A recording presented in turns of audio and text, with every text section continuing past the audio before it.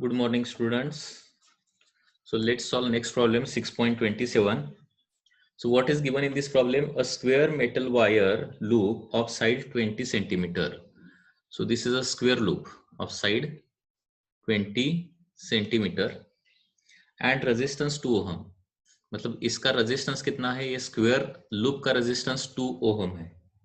2 ohm is the resistance. Is moved with constant velocity phi naught in a uniform magnetic field of induction B is equal to magnetic field B इधर दिया है 1 Weber per meter square. So this is the magnetic field which is in inward direction like this. As shown in figure, the magnetic field lines are perpendicular to the plane of the loop. The loop is connected to the network of resistance, each of value 5 ohm. The resistance of lead wire BF and AE is negligible. What should be the speed of the loop so as to have steady current of 2 milliampere? So here current in the loop is 2 milliampere. Okay. Give the direction of current in the loop. Direction of current भी निकालना है इधर. उसके लिए speed क्या होना चाहिए ये निकालना है. How much should be the speed?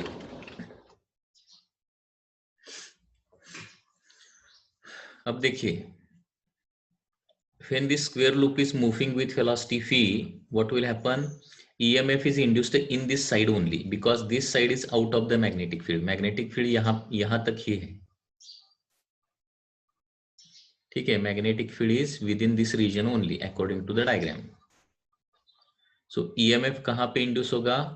इस साइड में EMF इंड्यूस होगा. अगर लूप कंप्लीटली मैग्नेटिक फील्ड में होता तो EMF इंड्यूस नहीं होता था. क्यों नहीं इंड्यूस होता था? क्योंकि इस साइड पे भी EMF इंड्यूस होता था, इस साइड में भी EMF इंड्यूस होता था and these two EMF will be in opposite direction. मी काय सांगतोय लक्षात येते का? संपूर्ण लूप जर मॅग्नेटिक फील्ड मध्ये असता तर या साइड मध्ये जेवढा प्रोड्यूस होणार तेवढाच या साइड मध्ये इकडच्या साइड मध्ये व्हर्टिकल साइड मध्ये प्रोड्यूस होणार आणि दोन्ही कॅन्सल आउट होणार. म्हणून त्याच्यासाठी या लूप मध्ये EMF रिझल्टंट EMF पाहिजे असेल तर एकच साइड फक्त मॅग्नेटिक फील्ड मध्ये पाहिजे आणि तसंच डायग्राम मध्ये दिलेलं आहे.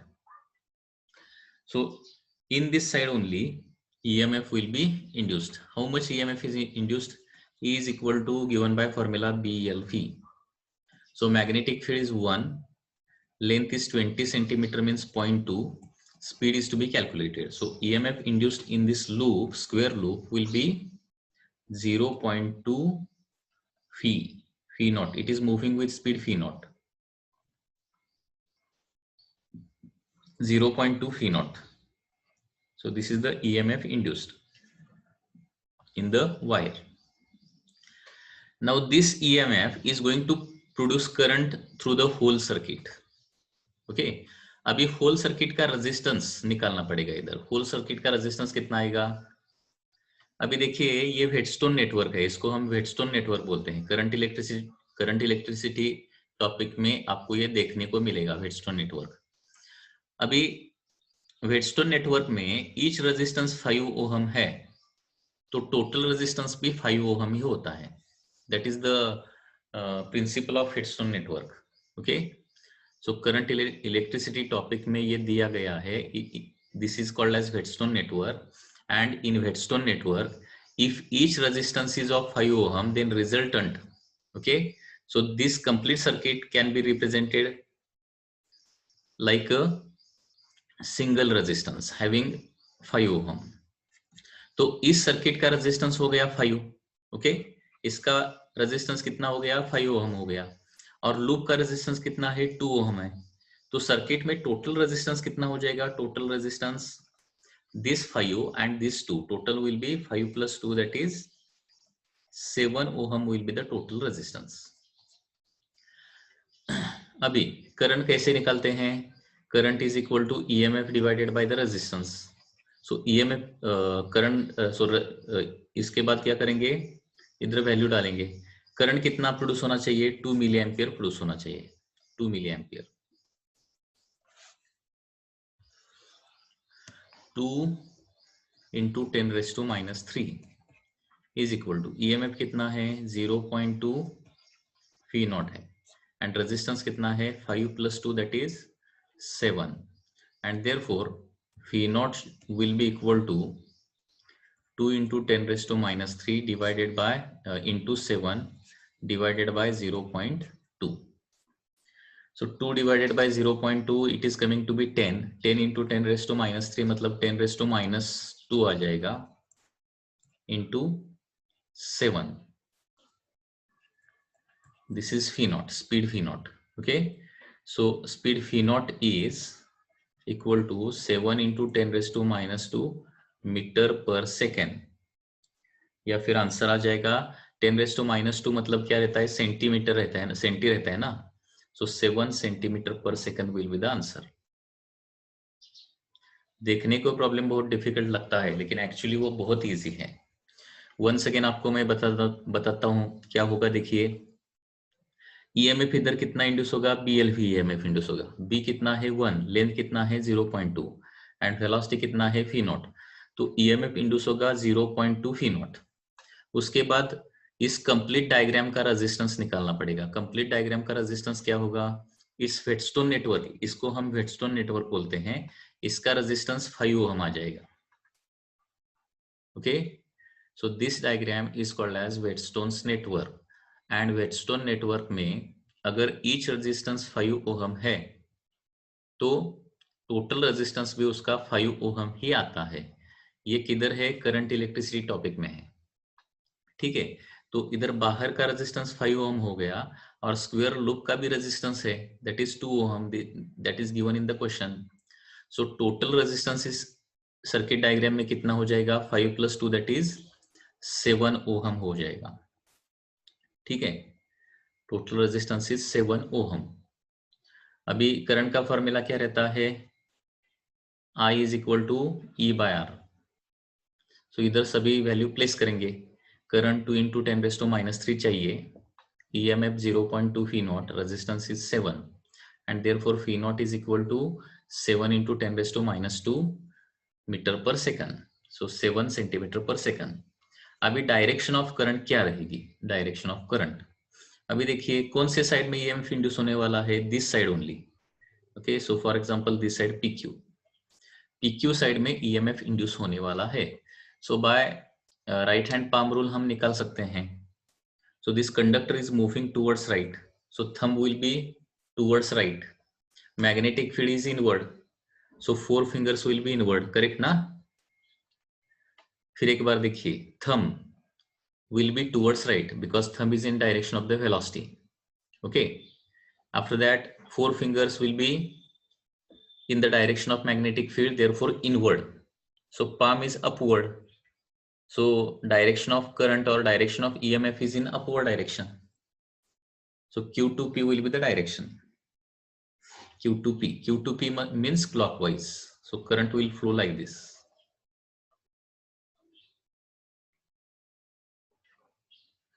Okay, like this current will flow. So according to right hand palm rule, clockwise current is produced.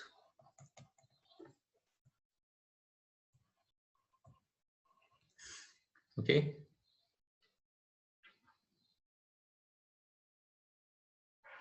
Any doubt in this problem?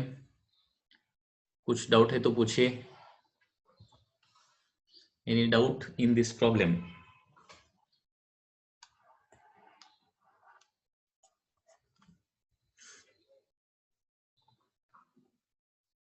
Next 6.28.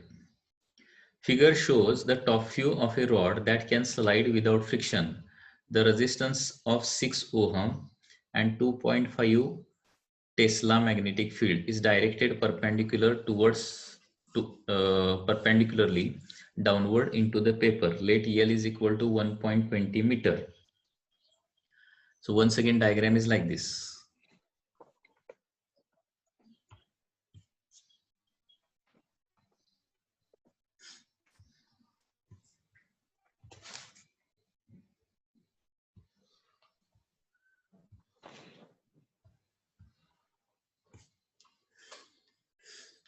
So this resistance is R.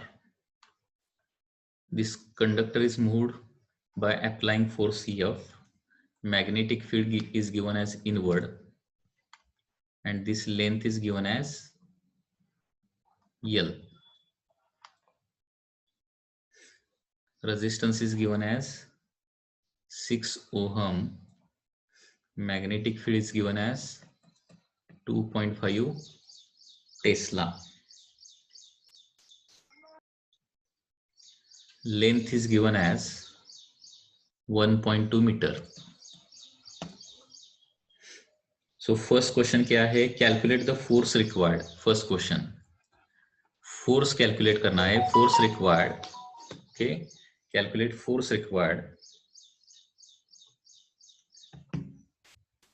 to move the rod towards right with the constant speed 2 meter per second. So 2 metre पर second से इसको move करने के लिए force कितना लगेगा? पहले तो ईएमएफ निकालते हैं. ईएमएफ कितना आ जाएगा? BL बी कितना है? 2.5 है. L is 1.2 and speed is 2. So EMF is coming to be 6 volt. 6 volt EMF will be induced. Okay. Now due to this 6 volt current produced in the circuit में current कितना produce हो जाएगा? EMF divided by resistance, that is 6 divided by 6, that is 1 ampere current will be produced in the circuit. Okay. Now this is a current carrying conductor. Now ये क्या है? एक current carrying conductor है. Direction of current will be upward in this moving conductor. It is moving with velocity phi na. So direct, if you find out the direction of induced current or EMF, it is upward. It will flow like this in anti-clockwise direction. Now we know that when a current carrying conductor is placed, when a current carrying conductor is placed in the magnetic field, force acting on it is force acting on current carrying conductor.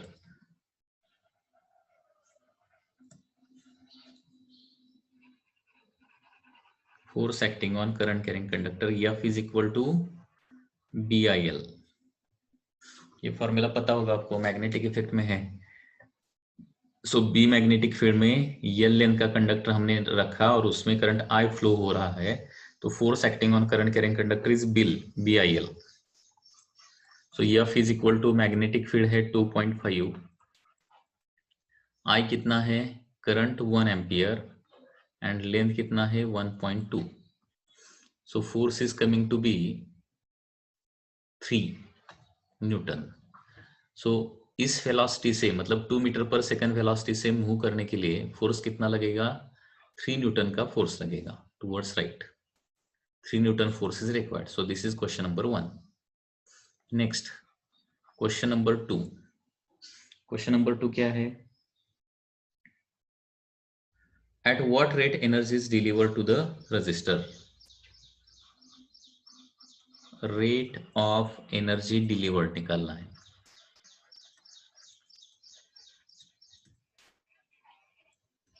Rate of energy delivered to resistor, वो कैसे निकालते हैं?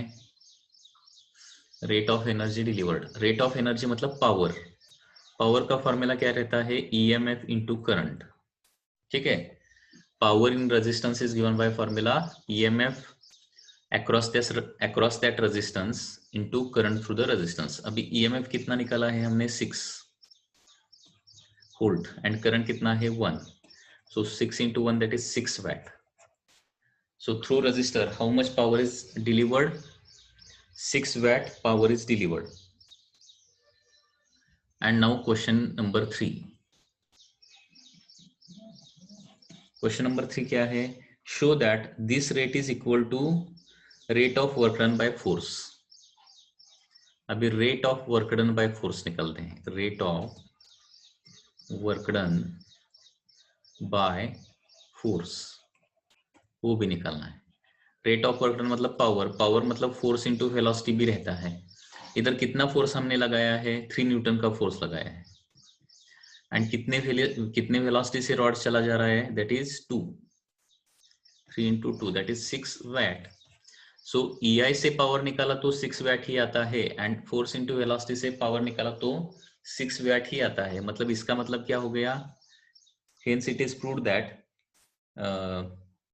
rate of energy delivered to resistance is equal to rate of work done by the force. Hence rate of energy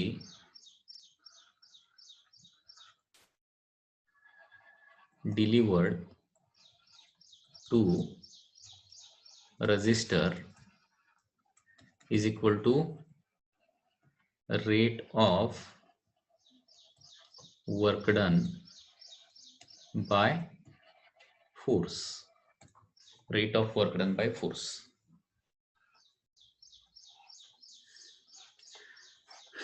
ये problem ध्यान में आया क्या, देखिए प्रॉब्लम फिर से देखिए क्या क्या दिया है इसमें। This is the circuit diagram on which this is the rod, okay, so this is a frictionless rod which is traveling with velocity v by application of force F। तो पहले निकालना है कि फोर्स कितना लगाना पड़ेगा। फोर्स निकालने के लिए कैसे करेंगे, फोर्स का फॉर्मूला क्या रहता है, BIL। तो B पता है, L पता है, I निकालना पड़ेगा। I निकालने के लिए E/R फॉर्मूला रहेगा, तो इसके लिए EMF निकालेंगे। EMF का फॉर्मूला क्या रहता है, BL ही। सो EMF आ गया 6 volt and resistance is also 6 ohm, so current आ जाएगा 1 एम्पियर। करंट 1 एम्पियर आने के बाद force acting on current carrying conductor is BIL, so force is equal to 2.5 into 1 into 1.2 that is 3 Newton. After that rate of energy delivered to the resistance, power is equal to, resistance का power अगर निकालना है तो formula रहता है power is equal to Phi, okay. Electric power का formula क्या रहता है, हमेशा PD इंटू करंट Phi रहता है। सो इधर power is equal to EI हो जाएगा, that is 6 into 1 that is equal to 6 watt. And rate of work done by force मतलब क्या रहता है, फोर्स इंटू वेलोसिटी रहता है, मतलब 3 into 2 that is 6 watt. So here it is found that rate of energy delivered to resistor is always equal to rate of work done by the force.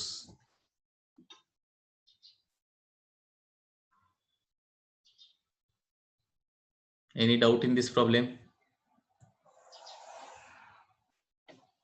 No, sir. No, sir.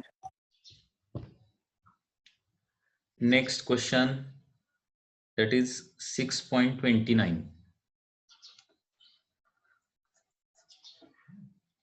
A square loop of side L is being moved towards right at a constant speed phi naught as shown in figure. The front edge enters the magnetic field B at t is equal to 0. Width of field is 4L. Sketch the induced EMF versus time graph. Induced EMF with respect to time का graph निकालना है।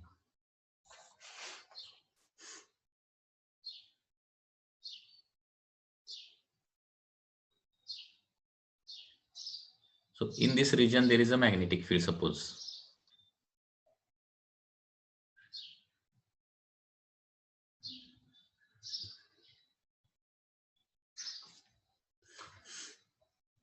This is the region of magnetic field.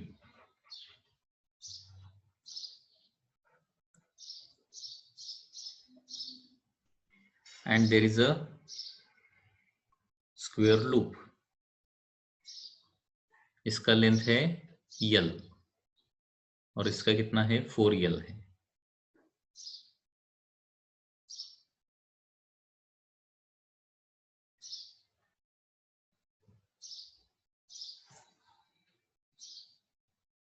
Like this, and it is moving with constant speed phi inside magnetic field. So it has length L, it has length 4L. अभी induced EMF का graph निकालना है। Graph कैसे निकालेंगे, देखिए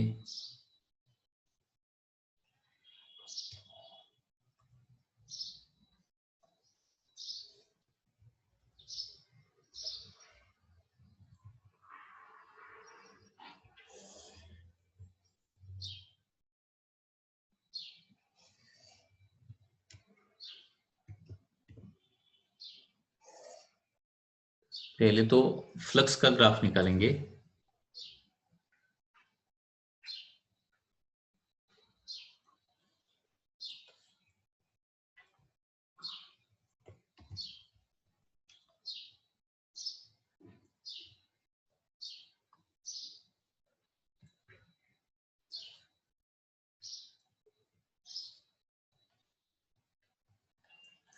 अभी देखिए, flux with respect to time का पहले ग्राफ निकालेंगे। Flux with respect to time,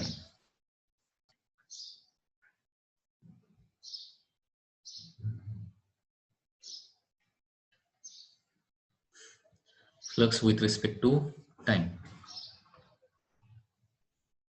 We can make total 4 parts.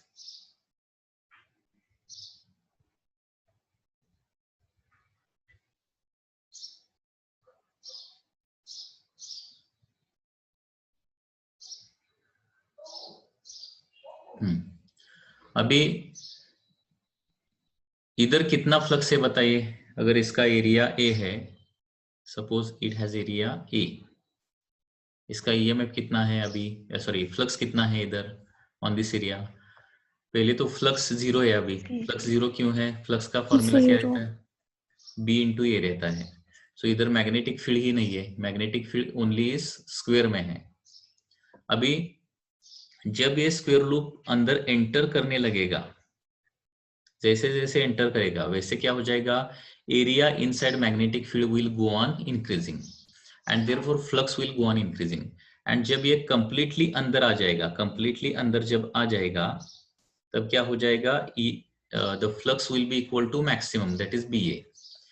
मतलब ये लूप जैसे जैसे अंदर जाएगा वैसे फ्लक्स क्या हो जाएगा, लीनियरली बढ़ता जाएगा। So flux will go like this up to this point.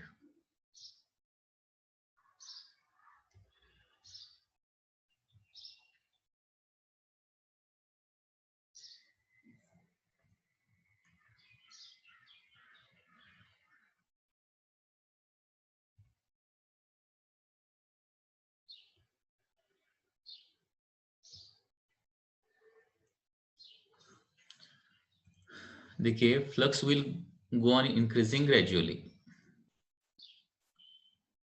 इस तरह से बढ़ता जाएगा विथ स्ट्रेट लाइन। जब वो कंप्लीटली अंदर जाएगा तो फ्लक्स मैक्सिमम हो जाएगा, दैट इज बी इंटू ए हो जाएगा। उसके बाद यहां से यहां तक फ्लक्स तो बी इंटू ए ही रहेगा, जब तक ये जो लूप है यहां तक आता नहीं है तब तक क्या हो जाएगा, फ्लक्स बी ए ही रहेगा।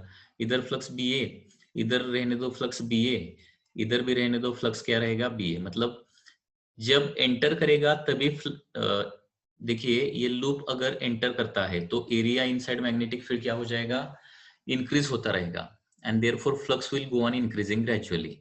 एंड जब ये फुल्ली इनसाइड मैग्नेटिक फील्ड होगा, जब कंप्लीटली मैग्नेटिक फील्ड में आ जाएगा तब मैग्नेटिक फ्लक्स मैक्सिमम रहेगा, दैट इज बी ए। और लूप यहां से यहां तक, यहां से यहां तक आएगा तब तक क्या हो जाएगा, मॅग्नेटिक फ्लक्स बी ए ही रहेगा। हे काय सांगतोय लक्ष देते का? लूप मॅग्नेटिक फील्डच्या बाहेर असताना फ्लक्स काय असणार आहे, झिरो। मॅग्नेटिक फील्डच्या आत एंटर करायला चालू केल्यानंतर फ्लक्स वाढायला चालू होणार, कारण का फ्लक्सचा formula B into area inside magnetic field असणार आहे। जसा लूप आत येईल तसं काय होणार आहे, एरिया वाढत वाढत वाढत जाणार, त्याच्यामुळे फ्लक्स वाढत वाढत जाणार आहे। आणि पूर्णपणे लूप मॅग्नेटिक फील्ड मध्ये आल्यानंतर काय होणार आहे, फ्लक्स मॅक्सिमम म्हणजे बी इंटू ए होणार। त्याच्यानंतर इथून इथपर्यंत जाईपर्यंत ठीक आहे, फ्लक्स आहे तेवढंच राहणार B A.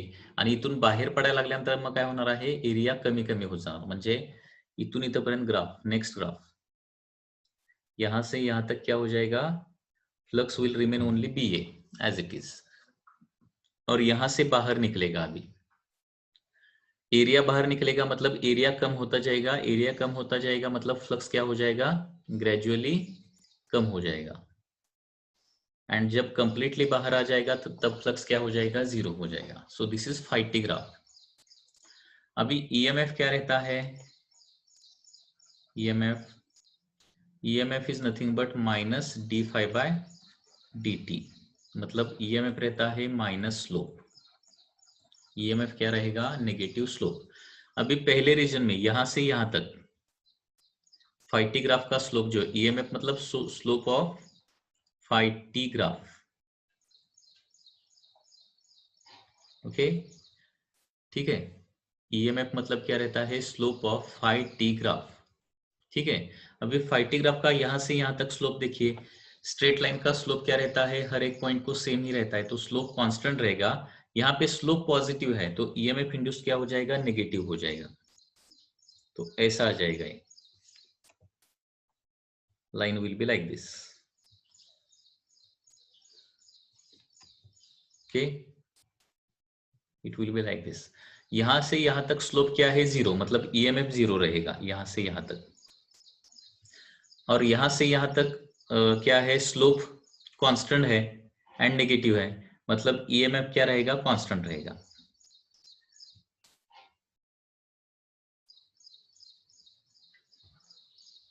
Okay, so this will be the final graph. So graph of EMF induced with respect to time का graph इस तरह से आ जाएगा. Okay, any doubt in this case? Already we have discussed this question. Okay, DC Pandey में ये graph जो है उल्टा दिया है, उल्टा ऊपर और इधर नीचे दिया है. Okay, so that is incorrect. So this is absolutely correct graph of EMF with respect to time. Only magnitude of EMF बोला है, तो मैग्नीट्यूड ऑफ ईएमएफ बोला है तो दोनों ऊपर आ जाएंगे, only magnitude and direction along with direction चाहिए तो पहला तो नीचे आएगा, बाद में ऊपर आ जाएगा, क्योंकि ईएमएफ मतलब क्या रहता है, minus D phi by D T रहता है, मतलब minus slope of phi T graph रहता है। यहाँ पे स्लोप कैसा है, पॉजिटिव है, तो ईएमएफ नेगेटिव आ जाएगा, और लास्ट पार्ट में इधर क्या है, स्लोप नेगेटिव है तो ईएमएफ पॉजिटिव आ जाएगा। Okay, so this will be the answer. 6.29 का आंसर इस तरह से होगा। Any doubt in this case?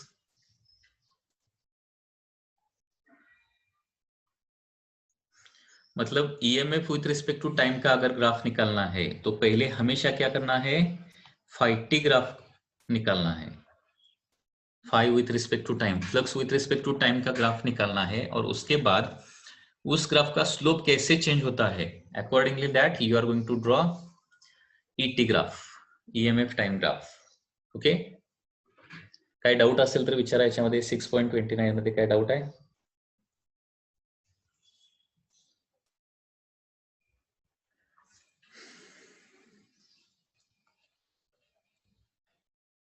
अरे काय डाऊट आहे का नाही, होय किंवा नाही काहीतरी सांगा की.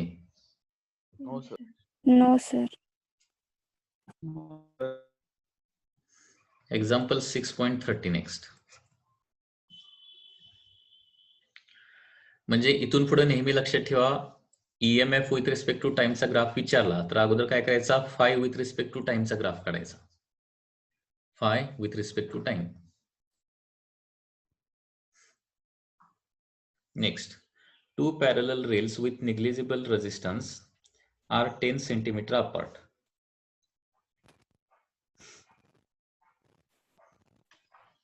So 6.30 में क्या दिया है, there are two parallel rails like this.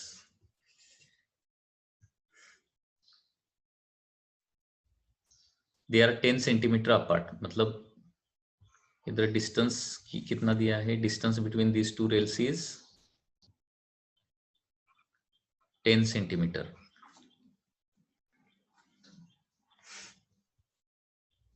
And connected by they are connected by a 5 ohm resistance. These two rails are connected by a 5 ohm resistance.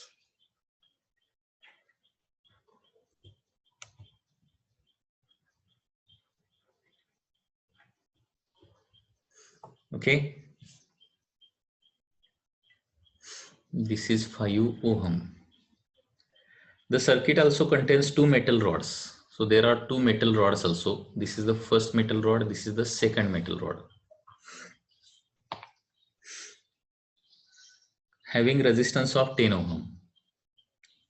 The two metal rods having resistance of 10 ohm, मतलब इसका resistance 10 ohm है इसका 10 ohm है, 10 and 15, sorry, 10 ohm and 15 ohm. Having resistance of 10 ohm and 15 ohm along the rails, the rods are pulled away from the resistor at a constant speed of 4 meter per second and 2 meter per second. Pulled away from resistance मतलब ये right hand side को pull किया है and ये left hand side को pull किया है with the velocity 2 metre पर सेकंड एंड 5 मीटर पर second. This is with speed 2 metre पर second, this is with speed 4 metre पर second.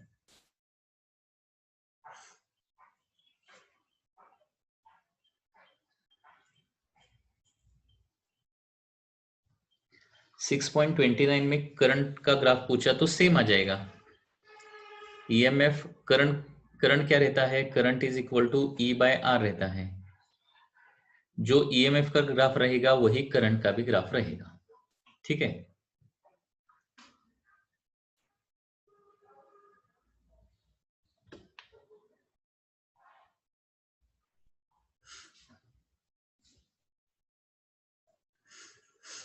Next, 4 meter per second, 2 meter per second, respectively, a uniform magnetic field of magnitude 0.01 Tesla is applied.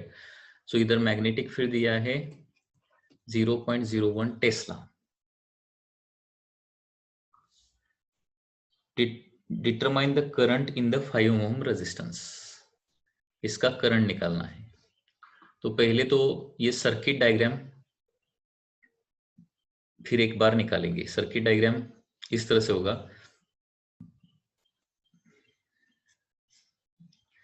अभी इधर एक EMF induce होगा, इधर एक EMF induce होगा. इसका ईएमएफ सपोज क्या है, E1 है एंड इसका ईएमएफ कितना है, E2 है. E1 and E2.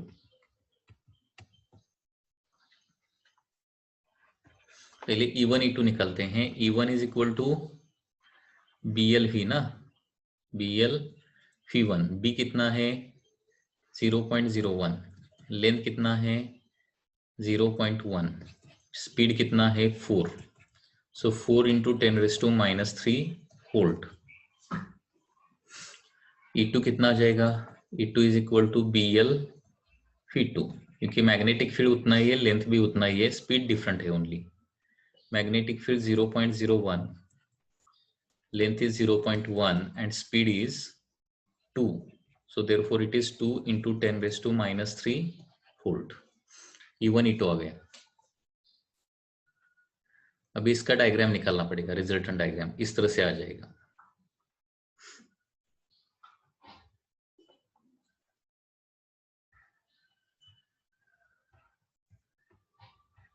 अभी दोनों में ईएमएफ कैसा रहेगा, अपवर्ड डायरेक्शन में रहेगा, upward. So these are the same potential point. So this is suppose A, this is A, this is A, and this is point B, this is point B, and this is point B रहेगा. ठीक है. पहला EMF क्या रहेगा, यहाँ पे B रहेगा, higher potential will be B ना, एंड उसका रेजिस्टेंस 10 ओम है.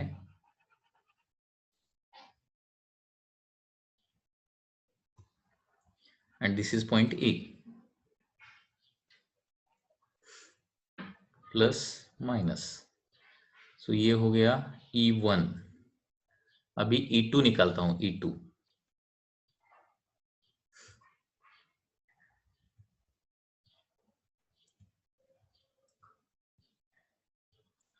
E1 का रेजिस्टेंस है 10 ओम.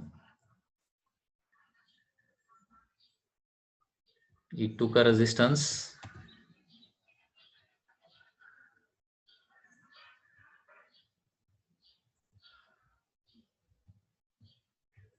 E2 का रेजिस्टेंस कितना, 5 ohm, and EMF is E2, and finally the resistance of 5 ohm. This is the simplified circuit. Okay. Sir A ला positive terminal रहेगा ना, नहीं B ला पॉजिटिव थे. हाँ सॉरी 4 मीटर पर सेकंड लेफ्टला निघालाय. बरोबर. ए ला इथं पॉझिटिव्ह येणार. Sorry. Correct. You are correct. Absolutely correct. कारण तो लेफ्टला निघालाय ना, राईटला निघाला असता तर उलट झालं असतं. आणि याचं मात्र बी ला पॉझिटिव्ह येणार ना सेकंडचं.